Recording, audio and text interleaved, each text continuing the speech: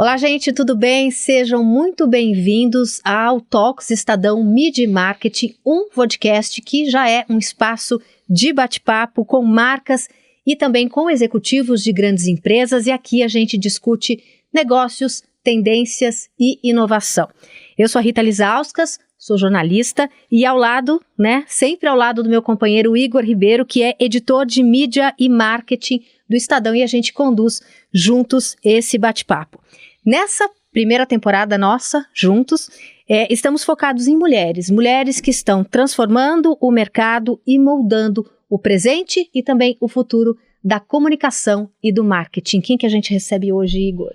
Muito bem, Rita. Hoje a gente está aqui com a Thaís Nascimento da Philips Valita. Thaís, obrigado por aceitar o nosso convite. Obrigada pelo convite, estou muito feliz de estar aqui com vocês. É um prazer recebê-la. O prazer é meu. Vamos lá, vou falar aquela biografiazinha da Thaís para vocês conhecerem ela um pouco melhor. Ela é diretora de marketing da Philips Valita, respondendo pela área na América Latina. Ela tem mais de 20 anos de experiência no mercado de marketing e publicidade, com passagens por grandes multinacionais como PepsiCo, Heineken e Mondelez, além de agências de publicidade. Formada em Publicidade e Propaganda pela FAP e pós-graduada em Marketing pelo INSPER, ela chegou à Philips Valita em janeiro de 25 para liderar a estratégia de marketing da marca na América Latina. Muito obrigado por estar aqui com a gente. Obrigada, gente. Quando a gente fala de Philips Valita, Thaís, vem uma memória afetiva que a gente não sabe bem de onde é que vem, né? Então eu queria que você contasse para a nossa audiência a história da marca no Brasil, né? Para a gente lembrar desde quando que a gente vê um eletrodoméstico Philips Valita, desde a época dos nossos avós, talvez. Conta para a gente um pouquinho dessa trajetória. Te conto. Todo mundo tem uma história com Philips Valita, né? Dificilmente você lembra da infância e você não lembra de momentos em que Philips Valita estava presente. A história da Philips Valita começou, na verdade, da Valita em 1939, já vai fazer quase 86 anos, aqui em São Paulo, no Largo do Aroche. Era o seu Valdemar com a dona Lita, e Valita é a junção do nome dos dois, e ela, naquela época, ela teve um papel muito importante na história da marca, porque ela ajudou ele a desenvolver os produtos que facilitassem a vida das mulheres, a vida no dia a dia da cozinha. Então, tá muito na alma da Philips Valita hoje, né, em dia, essa questão de inovação, de pioneirismo. Então, é uma marca com muita história. A gente é muito conhecido por tradição, por qualidade. Nossos produtos estão presentes na casa dos consumidores até hoje, né? Tem muita gente, quando a gente posta alguns produtos antigos e as pessoas começam a mandar foto, eu tenho esse liquidificador, eu tenho esse multiprocessador, minha batedeira funciona até hoje, e são produtos que funcionam. Então as pessoas veem Valita como referência em qualidade, referência em tecnologia, em inovação. A gente tem uma história com inovação incrível para contar. Então, de fato, é uma marca já quase centenária, com muita história, com muita conexão emocional também com os consumidores. Então, esse nome, Valita, é uma coisa brasileira. Brasileira. Na década de 70 foi quando a Philips comprou a Valita. Então, até então era só Valita. E aí, na década de 70, a Philips comprou. Pra gente foi muito positivo, né? Pra Valita foi positivo, porque aí a Philips trouxe toda a questão de tecnologia. E aí logo em seguida a gente lançou a primeira Air Fryer do mundo. Então sim, as pessoas perguntam, né? É verdade que foi a Philips Valita que lançou Air Fryer? Sim, foi em 2011, a gente lançou a primeira Air Fryer. A gente tem uma tecnologia patenteada chamada Rapid Air. As pessoas reconhecem a nossa Air Fryer como a original. Então, a primeira, a pioneira. A pioneira, a original. E até hoje a Philips Valita é a marca de Air Fryer mais vendida no mundo. Então, somando, né, todos os países, a gente tem muito orgulho disso. E Air Fryer que virou um eletrodoméstico, sim, né? Não é mais... da casa você tem o liquidificador, você tem a batedeira, às vezes nem tem, né? Sim. Às vezes tem um multiprocessador e a Air Fryer, exato, né? Inclusive tem, eu não sei se é uma estatística ou se foi algum executivo comentando impressões de mercado, de, enfim, focus group, coisas assim, mas que parece que os jovens ou as pessoas que estão começando a vida adulta agora, muitos deles preferem ter Air Fryer primeiro do que, por exemplo, um micro-ondas ou um próprio fogão. Então virou um fenômeno mesmo, né? A gente lançou a categoria, né, aqui no Brasil, E hoje existe uma legião de fãs de air fryer, né? Não, tem grupo no Facebook, sai treta. As pessoas tatuam air fryer. Tretas maravilhosas, né? Não, pode fazer isso, não pode fazer. Tem uma fanbase, né? Super, porque as pessoas achavam que air fryer era só para fazer batata frita e nuggets. E elas foram descobrindo com o passar do tempo, principalmente na pandemia, que você consegue fazer muita coisa no air fryer. Você faz massa, você faz bolo, você faz macarrão, você faz 1 milhão de coisas. A gente, inclusive, tem um aplicativo que chama Home ID, e lá a gente tem mais de 700 receitas para você fazer em air fryer e liquidificador, mas é um mundo de possibilidades. Então, as pessoas foram descobrindo isso, que com um único eletrodoméstico, você tem 1000 possibilidades. Uhum. Inclusive, Thaís, falando um pouco desse hábito ter sido impulsionado provavelmente na pandemia, né? Foi uma coisa que o mercado no geral sentiu. Eu peguei uma entrevista do Fernando Bueno, que é CEO da Philips Valita no Brasil, dizendo que a empresa ressurgiu nos últimos anos, cresceu muito e estruturou planos para crescer ainda mais no próximo ciclo. Então, 2 perguntinhas baseado nesse quote dele. Por que a marca andava mais discreta, então, antes, né, desse período? Eu imagino que esse período seja justamente mais ou menos aí nos últimos 3, 4 anos. E qual é o contexto desse ressurgimento? A gente tinha uma distribuição exclusiva com um parceiro chamado Polishop. Então, as pessoas só encontravam as nossas air fryers na Polishop. E aí, há 3 anos atrás, a gente resolveu abrir, né, a distribuição. Então, a gente começou a entrar em outros clientes. Foi quando a gente começou, de fato, a expandir os nossos negócios. A gente vem numa jornada de crescimento muito positiva. A gente cresceu mais de 50% no ano passado, né, o que é um número muito significativo. A gente fala, né, quantas empresas no ano passado podem dizer que cresceram mais de 50%. Então, e quando a gente compara, mesmo dentro da companhia como um todo globalmente, a América Latina foi a região no mundo que mais cresceu. Que legal. Então, a gente está começando a expandir nossa distribuição. É claro, a gente ainda tem um monte de oportunidade, mas, de fato, por muito tempo a gente ficou com essa exclusividade e agora que a gente consegue entrar em novos clientes, novos canais. Bom, a Air Fryer é a queridinha, né? Já falamos dela desde o começo, mas eu queria que você falasse um pouquinho do portfólio, né? Quais são os outros produtos que vocês fabricam? Se fabricam no Brasil, se Sim. importam? Qual que é o cardápio que vocês têm hoje? A gente tem uma fábrica aqui no Brasil, em Minas Gerais, na cidade de Varginha, e aqui a gente produz algumas Air Fryers, a gente produz os liquidificadores, a gente produz os multiprocessadores e os hand blenders, que são aqueles mixers de mão. Mas a gente tem outras coisas no portfólio, que aí a gente traz de outras fábricas, que tem fábricas espalhadas pelo mundo inteiro, na Índia, na China, na Itália, na Romênia, e aí depende de cada produto, vem de um lugar.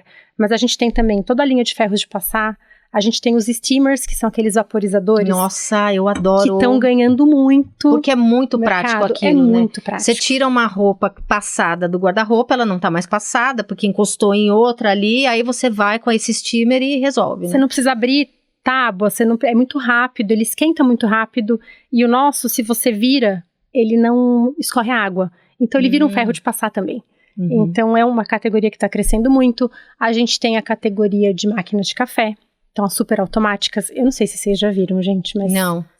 Eu já dei uma espiada. A máquina é surreal, é maravilhosa. A gente lançou uma recentemente, ela faz 20 tipos de bebidas diferentes, entre bebidas quentes e frias. Então, hoje o mercado de super automática, a gente é líder de mercado, a gente tem mais de 80% de share, mas ainda é uma categoria pequena no Brasil. Então, a gente tem aí uma oportunidade grande de explorar essa categoria. A gente já tem 4 produtos nessa linha, então, além de tudo, a gente também está agora em café. Uhum. No exterior, então, é um produto muito forte, né? Inclusive porque vocês são donos da Saeco também, que é uma marca internacional super prestigiada em termos de café. E no Brasil, então, é um investimento mais recente para expandir essa linha aqui. Exato. Acho que as pessoas, elas estão... a gente brinca, né? O paladar, ele não retrocede. Uhum. Então, a partir do momento que as pessoas... Elas tomavam café coado, depois elas foram para um café em cápsula. E a partir do momento que elas tomam um café moído na hora, né? E elas sentem a diferença, é quase um caminho sem volta.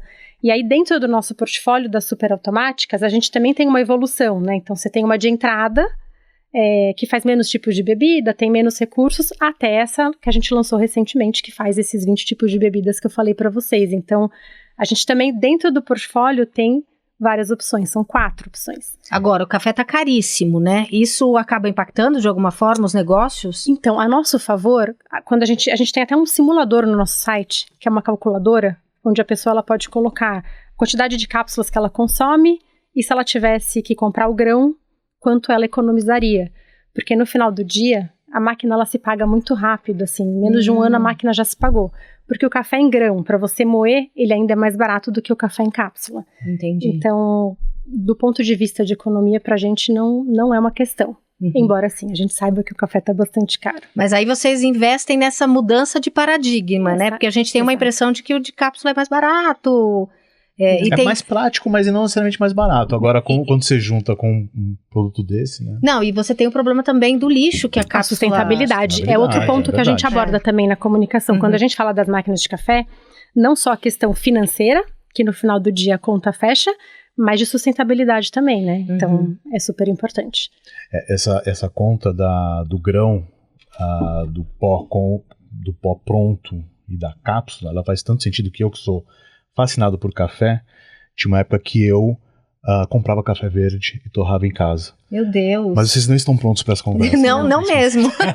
O nosso moedor, você que é um entendedor de café... Eu tenho moedor até hoje. O nosso moedor, ele é de cerâmica. A gente tem a gente chama de aroma sealer, então ele mantém o aroma dentro da própria máquina. Ela é uma máquina silenciosa, assim, perto de máquinas de café, ela é uma máquina silenciosa. Eu brinco que ela só não te leva café na cama, porque o resto ela faz tudo. Aquele cheirinho, né? Deve ser uma delícia mesmo. Isso não. Ô Thaís, o mercado de eletroportáteis no Brasil é gigantesco, como o mercado consumidor brasileiro no total, né? Eu queria saber como é que a Philips Valita se posiciona nesse mercado. A gente não é uma marca de entrada, né? A gente se classifica como uma marca premium. Então, se eu pudesse segmentar o mercado entre marcas de entrada, que são mais economy, as marcas mainstream, que estão ali no meio do caminho, a gente está num terceiro tier aqui, que são as marcas premium. Então, a gente fala que a gente é a segunda opção. Então, a pessoa ela entra na categoria de air fryer, por exemplo, ela compra uma de entrada.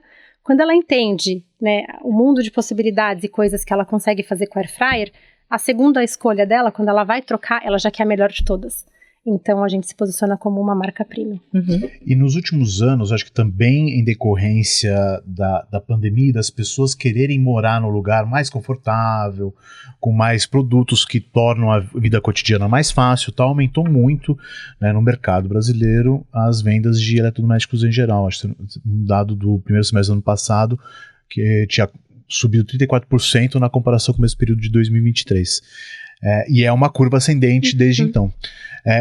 Como é que você observa essa oportunidade de mercado? Vocês olham para o futuro com ainda muitas oportunidades nesse sentido de crescimento? Enfim, como é que vocês veem isso? Realmente se mantém? As pessoas continuam olhando para casa com esse olhar mais carinhoso? Sim, acho que você tocou num ponto super importante, né?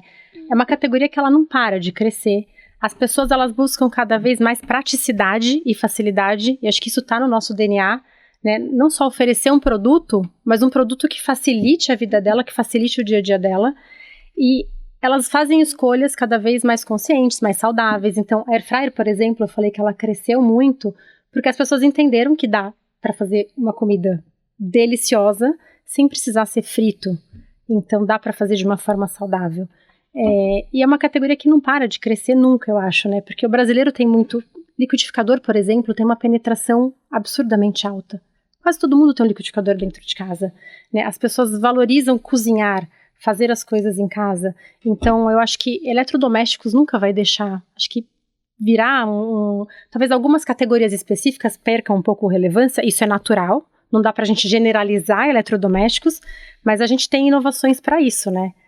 Justamente para cada vez mais oferecer coisas diferentes para os consumidores. Eu só queria fazer um gancho falando de inovação. A gente agora, no primeiro semestre, só em 2025, a gente lançou 10 novos produtos. Então, é muita coisa, né? Eu brinco muito com o time, a gente não vende produto, a gente vende tecnologia, né? A gente vende serviço. A partir do momento que você facilita o dia a dia do consumidor, é um serviço. Então, a gente está sempre muito ligado no que o consumidor busca, no que o consumidor precisa, o que a gente pode oferecer para deixar o dia a dia dele mais prático, mais fácil, para ele ganhar tempo para outras coisas. E o que ele procura quando vocês fazem essas pesquisas, né, antes de lançar um produto novo, antes de pensar numa inovação? Praticidade, tempo, limpeza, o que entra nessa conta? Acho que praticidade, né? A gente sabe que tempo quase ninguém tem sobrando, então o que a gente pode fazer para facilitar? Vou te dar um exemplo de um lançamento que a gente acabou de fazer. Ela é uma air fryer duplo cesto. Então você consegue fazer 2 alimentos ao mesmo tempo, com temperaturas diferentes, e você consegue sincronizar para que eles fiquem prontos na mesma hora. E um não contamina no cheiro do outro? São dois compartimentos separados. Se em algum momento você precisar fazer uma receita maior, você tira a divisória e você faz uma programação única. Mas você consegue fazer, por exemplo, uma carne num compartimento e legumes no outro. E aí você programa ela, vai tomar seu banho, vai fazer o que você precisa fazer, coloca o tempo que ela precisa ficar pronta, e é isso, seu jantar, seu almoço está pronto. Você dá essa informação para ela do que você está fazendo em cada um deles. Exato. E o horário que você quer que aquilo fique pronto. Você programa a temperatura, então uma carne você vai fazer num determinado grau, os legumes em outro, e aí a carne demora mais. Então você vai programar os legumes para a hora que a carne ficar pronta, ele fique pronto junto. Então ele começa a ser preparado depois. Uhum. Então as pessoas buscam isso, né? Coisas que facilitem o dia a dia delas. Entendi. Ô Thaís, fazendo uma transição agora da nossa conversa de negócios para entrar em marketing e comunicação, de fato, você chegou na empresa faz pouco tempo e veio numa carreira da indústria de alimentos, né? Alimentos e bebidas. Como tem sido essa mudança para você, né? Descobrir uma categoria nova, mergulhar nela, como é que faz essa transição? Igor, tem sido uma jornada e tanto, porque eu nunca tinha trabalhado com eletrodomésticos. Uhum. E é um mundo completamente diferente de tudo que eu estava acostumada, né? Os hábitos do consumidor, o varejo, né? Lidar com o varejo, é tudo muito diferente. Então, para mim ainda tem sido um aprendizado constante, né, de entender esse consumidor. Porque com alimentos e bebidas nem sempre é só praticidade, né? Tem a questão do sabor, tem a questão do tamanho, tem 1 milhão de coisas. Então, para mim tem sido um aprendizado gigante e um presente, eu te diria, porque poder conhecer uma categoria nova e um consumidor tão diferente tem sido muito enriquecedor para minha carreira. A gente tem um reel recente de uma nova air fryer de vocês. Eu não sei se é essa que você acabou de falar. Não, é uma com visor. Com visor. Vamos dar uma olhada nesse clipe aí, Carlos, por favor?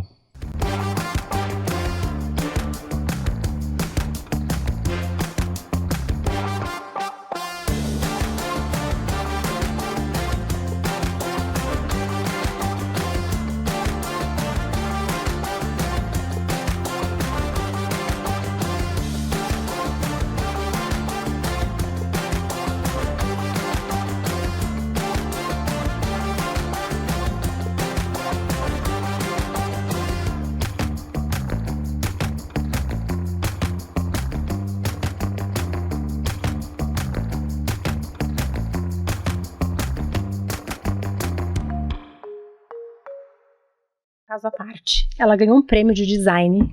E ela tem um design global, diferente mesmo. Ela é toda linda. Uhum. Ela tem visor, a gente tem outras com visor, mas ela tem o diferencial do design mesmo. Então você consegue ver o alimento sendo preparado ali na hora. E na imagem o cesto sai e vai para a mesa. Você pode servir dentro do próprio cesto mesmo. Você não precisa sujar uma louça. Ela vira um dispositivo um bowl, como se fosse um bowl, uma assadeira, alguma coisa assim. Isso realmente é praticidade. É praticidade. uma louça menos para lavar. E você falou de praticidade, você falou de limpeza. As nossas air fryers, a gente tem acessórios compatíveis com a máquina de lavar. O que é muito importante. Então você consegue tirar os acessórios, então você consegue tirar o cesto, você consegue tirar a divisória, você consegue colocar direto na máquina de lavar. Que bom. Esse foi um reel do Instagram, onde a marca tem uma conta bastante ativa lá, e eu tive vendo esses dias, né, para criar o roteiro aqui. Tinha alguns criadores, né, de conteúdo, você já tem trabalhado isso um pouco, né?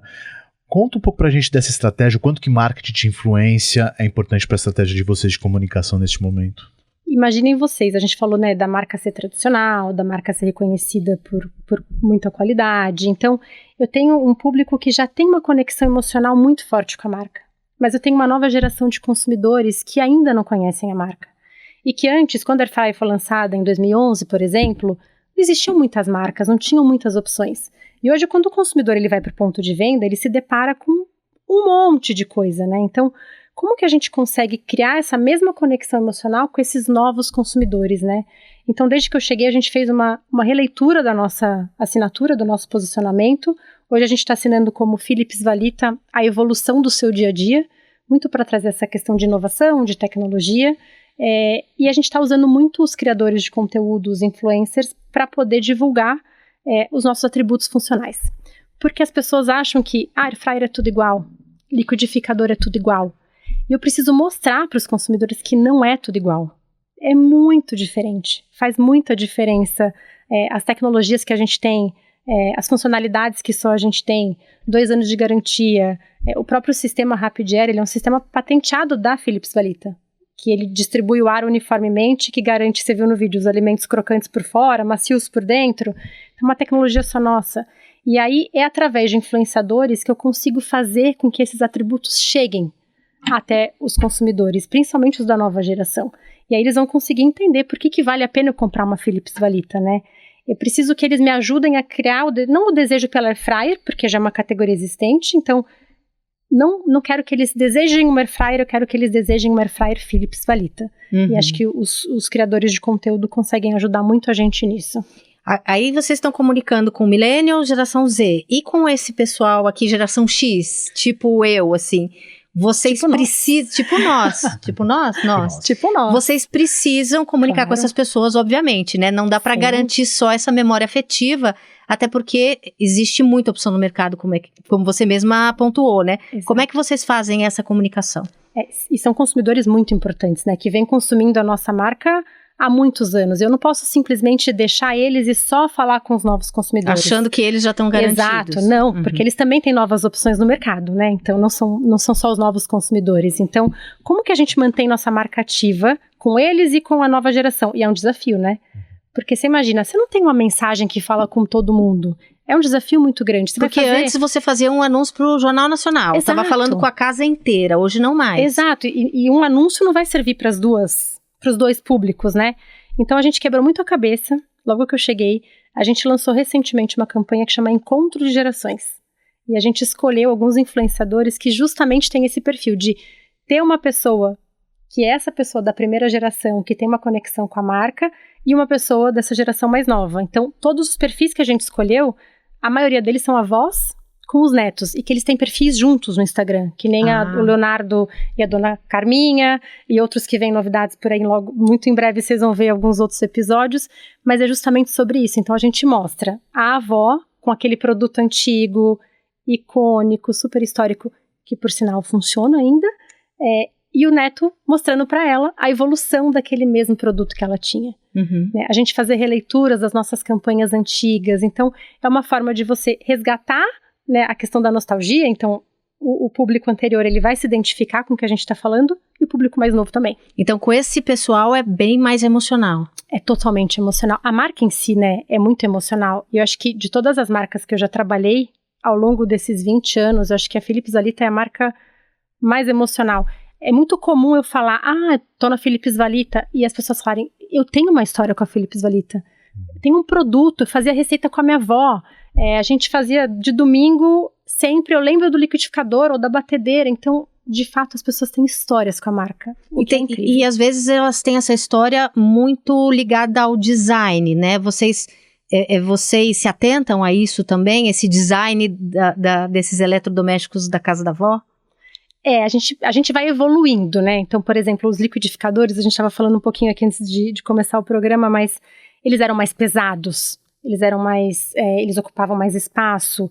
E a gente sabe, as pessoas moram às vezes em apartamentos pequenos, em lugares menores, então a gente também tem que pensar nisso, né? Um design que atenda esse tipo de público. Então, eu não posso lançar uma air fryer gigantesca, porque as pessoas moram num apartamento de 40 metros quadrados. Então, acho que assim como a tecnologia evoluiu, o design também precisa evoluir, né?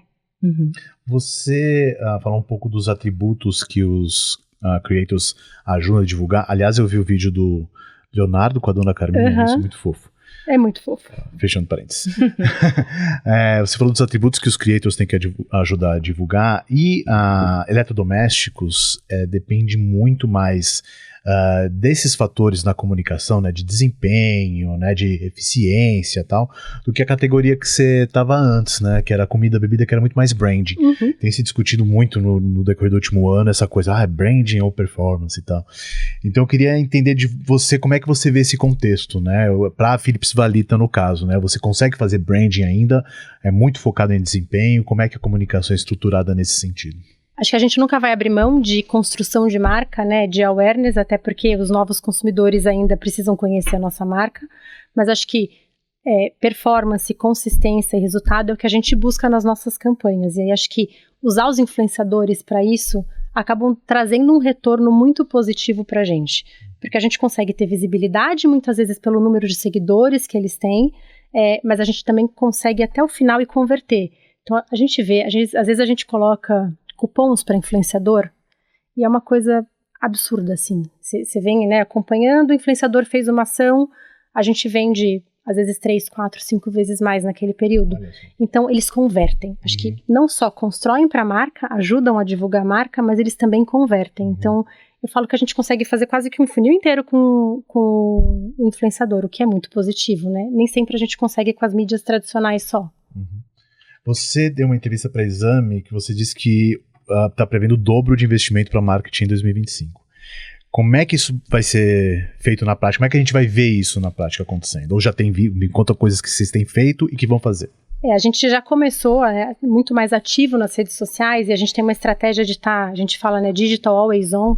Então, ano passado, por exemplo, até o ano passado, a gente tinha momentos, algumas campanhas pontuais, mas esse ano a gente vai estar o ano inteiro na mídia.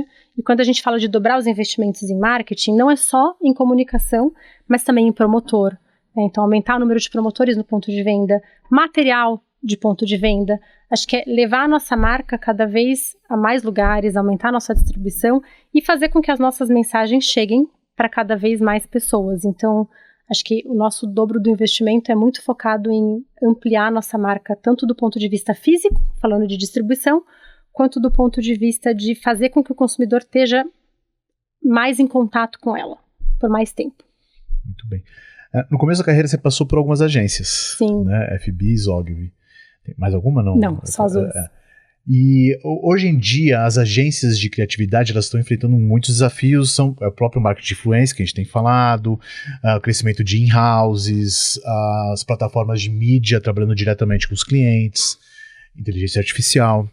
Eu queria saber sua avaliação sobre o papel das agências nesse contexto, assim, como é que você vê a relevância delas nesse momento?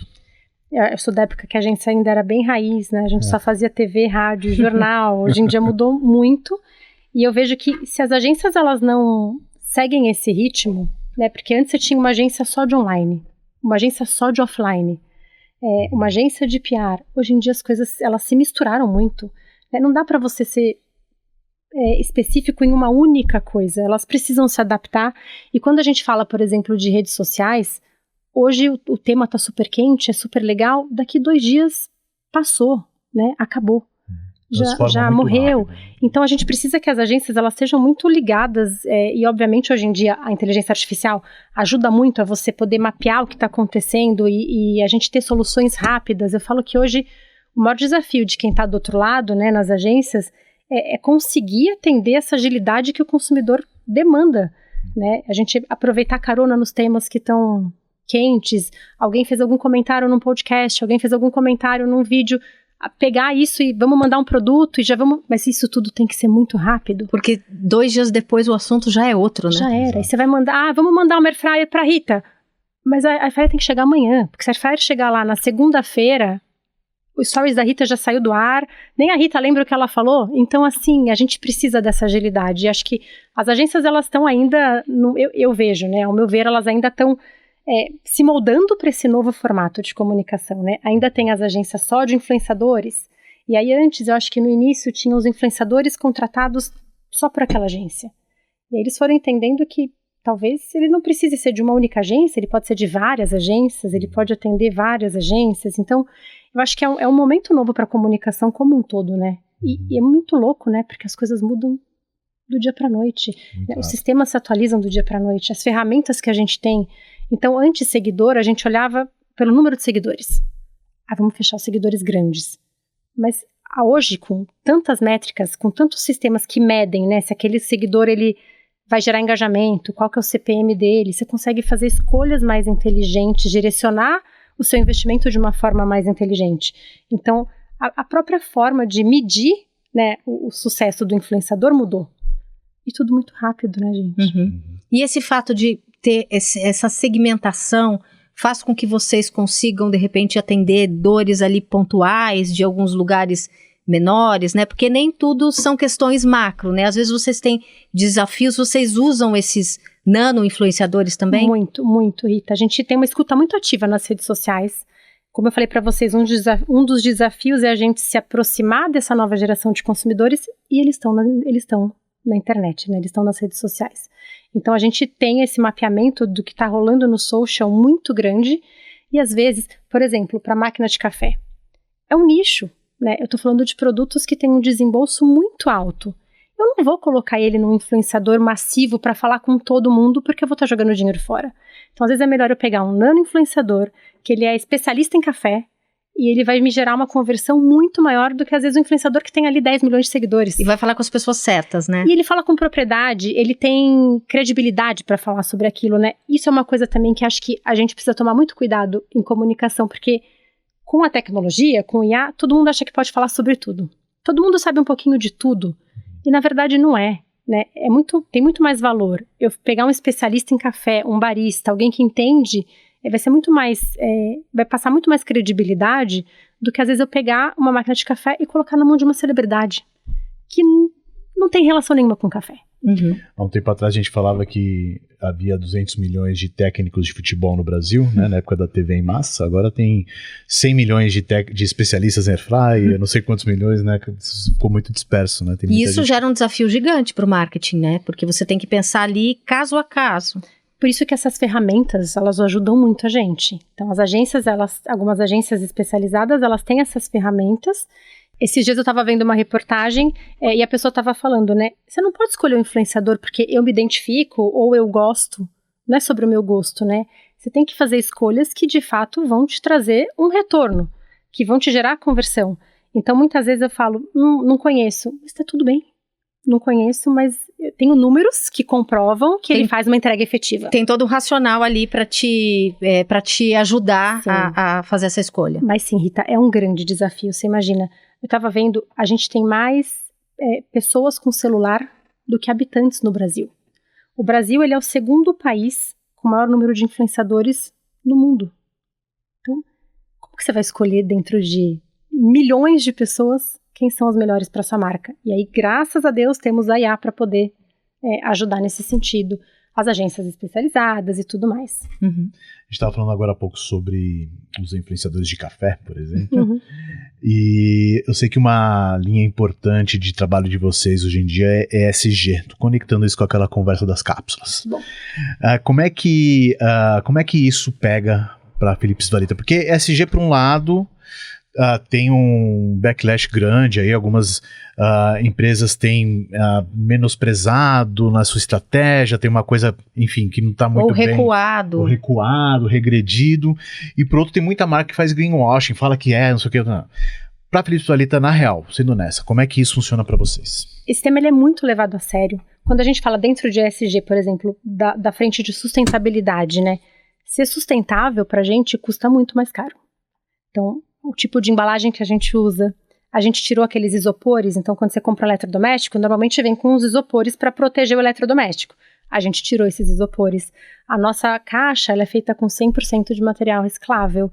Tudo isso, obviamente, onera, né, os nossos custos, mas a gente, como companhia, é uma agenda muito levada a sério. A gente entende que, independente da percepção do consumidor ou do meu impacto em custo, é uma obrigação nossa com o planeta, com o mundo, enfim. Então, de fato, acho que é uma agenda muito ativa. Acho que a gente comunica pouco. Até estava conversando com o time, a gente precisa comunicar isso, né? Porque se isso custa pra gente, e se isso é importante para o consumidor, é importante para o planeta que a gente vive, a gente tem que contar para ele. Sim, porque ele valoriza isso. Muito, muito. E declaradamente, né? Os consumidores, e acho que isso também vem mudando, né? Assim como a comunicação mudou, os consumidores mudam muito, gente. E cada vez as pessoas estão mais conscientes fazendo escolhas mais conscientes, cada vez mais preocupadas com essa questão de sustentabilidade, né? O que eu vou deixar para o futuro? Então, a gente precisa comunicar para elas que a gente, de fato, se preocupa com isso. Queria falar um pouquinho da sua carreira, né? O Igor fez um resumo ali no começo, mas eu queria que você voltasse lá para aquela Thaís lá da FAP, do curso de publicidade. Você se imaginava nessa posição que você está hoje? Quais eram os seus planos? Como é que foi esse caminho? Vou abrir meu coração aqui agora para vocês. Vamos lá. Eu queria ser médica. Olha E aí eu vi que passar em medicina ia ser bem desafiador. E eu sou nascida e criada em Bragança Paulista, uma cidade do interior. E aí a minha escolha de curso ela foi completamente irresponsável, eu diria. Porque eu queria sair de Bragança, eu queria vir para São Paulo. E aí eu olhei e falei, o que não tem aqui? O que vai me tirar de Bragança? O que vai me tirar de Bragança? Publicidade e propaganda. Marketing, parece legal. Lá a gente tem universidades, mas não existia esse curso. E naquela época não era um curso tão comum quanto administração, engenharia. Ainda era uma coisa que poucas pessoas, né? Não era tanto assim, tão divulgado, tão conhecido. Estamos falando o quê? De 20 anos no tempo? Uns 22 anos atrás. Uhum. Então eu vim assim, na sorte, na cara e na coragem. E eu falo que Deus foi muito generoso comigo, porque eu me apaixonei por aquilo, eu me encontrei naquilo, poderia ter dado tudo errado, né? Porque você pensa, era médica, e agora eu vou virar publicitária? Era de biológicas para humanas. Completamente diferente, mas ainda bem que deu tudo certo. Nada é por acaso, né? Agora eu olho pra trás e falo, que bom que a minha escolha foi essa. Às vezes não foi tão irresponsável assim, às vezes você só deixou ali a vida te levar. O universo me levar. Providência, né? Exato, ainda bem. E aí eu comecei minha carreira em agência, e aí eu falo que são dois mundos completamente diferentes, né? Eu tenho amigos que falam, você é louca, eu nunca vou pra cliente, é uma loucura, que só se vê em agência. E eu falo, eu não volto pra agência.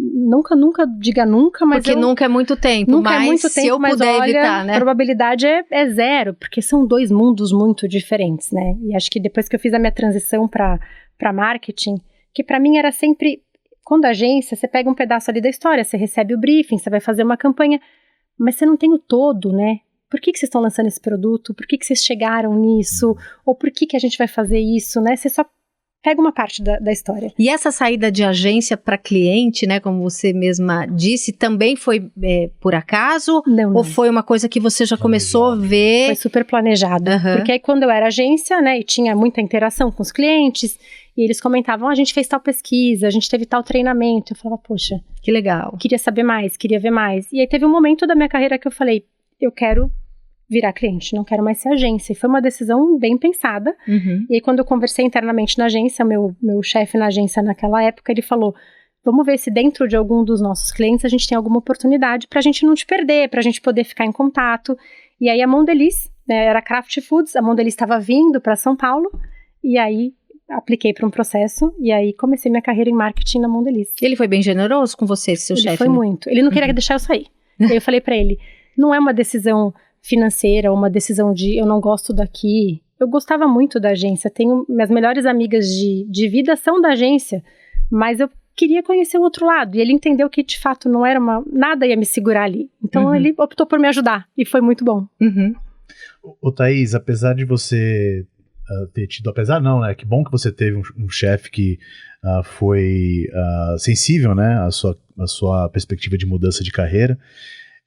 Eu acredito que você deve ter tido muitos assim na sua trajetória, mas o lado ruim também aconteceu, assim, coisas relacionadas a assédio, preconceito, dificuldades na maternidade, porque coisas assim. O mercado é muito machista, ganhamos ainda menos que os homens, fazendo, né, às vezes realizando a mesma função, o mesmo trabalho, né?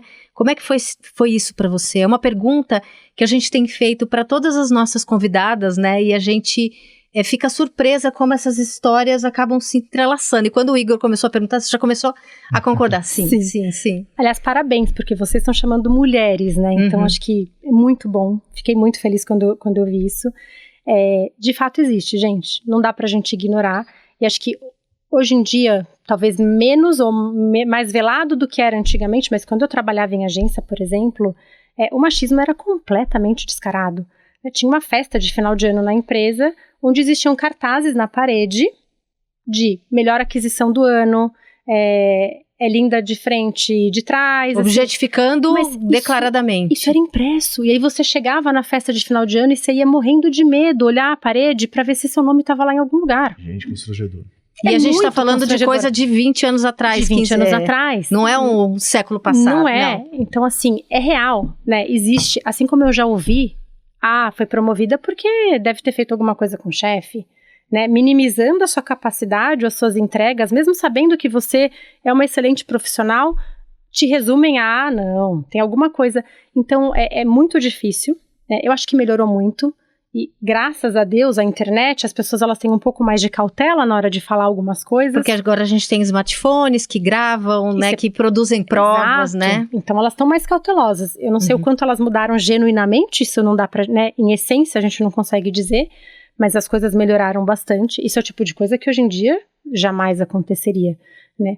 Não sei se existem planilhas que rolam na internet sobre influenciadores, sobre agências. Então, você pensa 2 vezes antes de fazer alguns comentários, algumas coisas, mas ainda existe, né? É só você olhar em cargos de liderança. Quantos % são mulheres e quantos % são homens?